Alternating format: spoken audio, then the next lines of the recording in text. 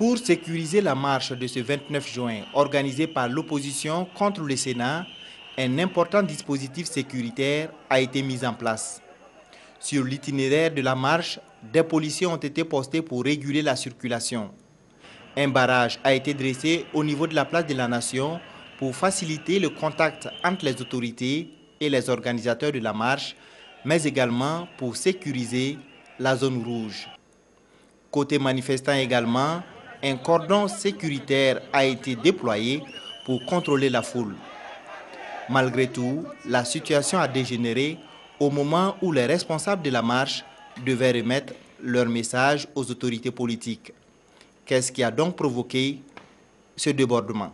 Et lorsque je me suis approché des organisateurs de la marche, notamment M. le Président, pour lui dire, bon, vous pouvez avancer pour remettre votre document aux représentants des pouvoirs publics qui est là. Il m'a dit, non, vous voyez la pression, il est impossible pour moi parce que tout le monde veut me suivre. Comprenez qu'en pareille circonstance, tout le monde ne peut pas suivre pour aller remettre un document. C'est ainsi qu'il m'a dit, non, écoute, si c'est le cas, vois l'autorité pour qu'elle s'approche, pour nous permettre justement de lui remettre le document. Ce qui était très difficile déjà, compte tenu de la pression, parce qu'il s'agissait de ces marcheurs, j'allais dire surexcités, décidés justement à briser la barrière et aller du côté de la zone rouge. Lorsque je me suis retourné pour faire venir l'autorité, malheureusement, ils n'ont pas attendu. Ils ont fait voler la barrière et ils se sont dirigés en masse vers l'autorité dans la zone rouge. Donc on a dû faire partie celle-ci rapidement. Et comme il fallait les empêcher qu'ils aillent dans la zone rouge, on était obligé d'intervenir pour les disperser. Selon la police, ce sont des moyens conventionnels qui ont été utilisés pour maîtriser la foule.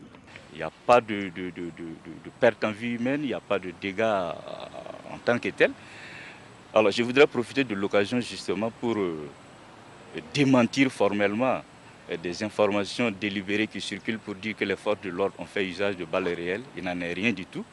Nous avons utilisé des moyens conventionnels, notamment les grenades lacrymogènes et nos fusils lance-grenades. Et les fusils lance-grenades fonctionnent avec cette cartouche que vous voyez, qu'on appelle les cartouches propulsives, pour permettre le départ de la grenade de l'embout.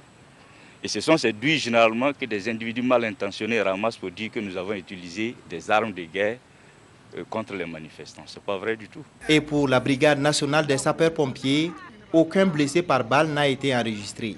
Sur l'ensemble des victimes que nous avons évacuées dans les hôpitaux, et une personne âgée de 45 ans présentant une suspicion de fracture, et 4 autres présentaient des plaies, le reste des difficultés respiratoires.